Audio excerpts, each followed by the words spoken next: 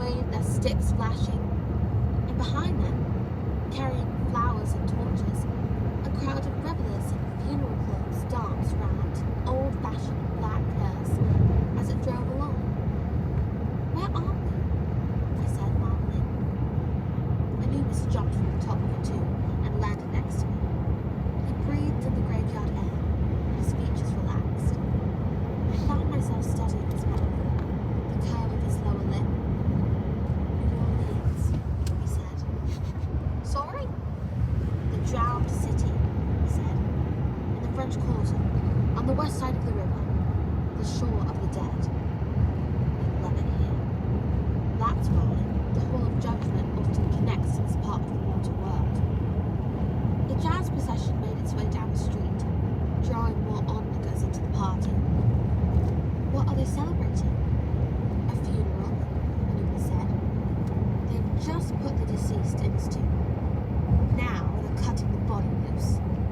The mourners celebrate the dead one's life with song and dance as they escort the empty hearse away from the cemetery. Very Egyptian, this ritual." "How do you know so much?" "I'm the god of funerals.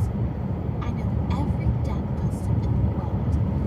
How to die properly, how to prepare the body and soul for the afterlife. I live for death. You must be one of parties," I said. "Why have you brought me here?" "To talk." He spread his hands, and the nearest tomb rumbled. A long white ribbon shot out of a crack in the wall. The ribbon just kept coming, weaving itself into some kind of shape next to Anubis. And my first thought was, my God, he's got a magic roll of toilet paper. Then I realized it was cloth, a length of white linen wrappings. Mummy wrappings. The cloth twisted itself into the form of a bench, and Anubis sat down. I don't like halls. He gestured for me to join him. He's loud and arrogant and thinks he's better than me. But Isis always treated me like a son. I crossed my arms. "You're not my son. And I told you, I'm not Isis." Anubis tilted his head. "No, you don't act like a godling. You remind me of your mother." That hit me like a bucket of cold water. And sadly, I knew exactly what that felt like at least to see her. "You've met my mother?" Anubis blinked, as if realizing he'd done something wrong. I know all the dead, but each spirit's path is secret. I should not have spoken. You can't just say something like that and then clam up. Is she in the Egyptian afterlife? Did she pass her little hall of judgment?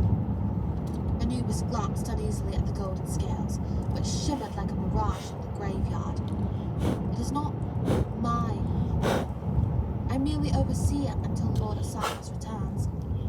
I'm sorry if I upset you, but I can't say anything more. I don't know why I said anything at all.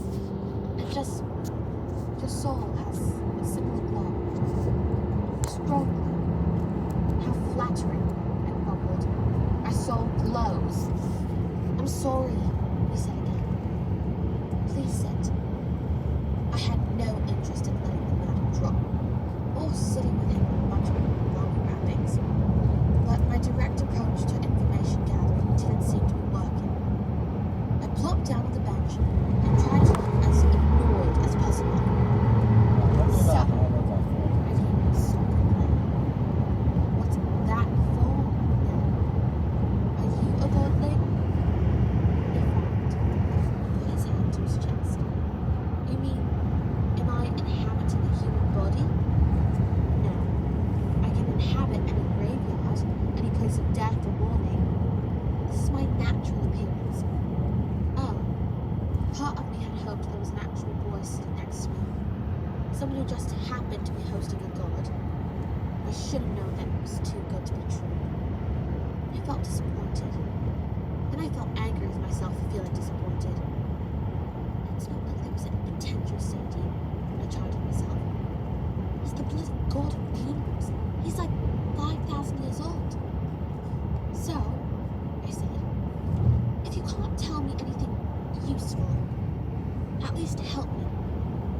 We need a feather of truth." He shook his head. You don't know what you're asking.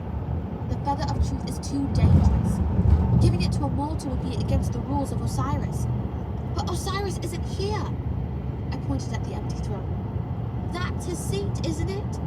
Do you see Osiris? Anubis eyed the throne. He ran his fingers along its gold chain, as if it were getting tighter. It's true that I've waited here for ages, keeping my station. I was not imprisoned like the rest. I don't know why, but I did the best I could. When I heard the 5 had been released, I hoped Lord Osiris would return, but he shook his head dejectedly. Why would he neglect his duties? Probably because he's trapped inside my dad. Anubis stared at me. You're not trying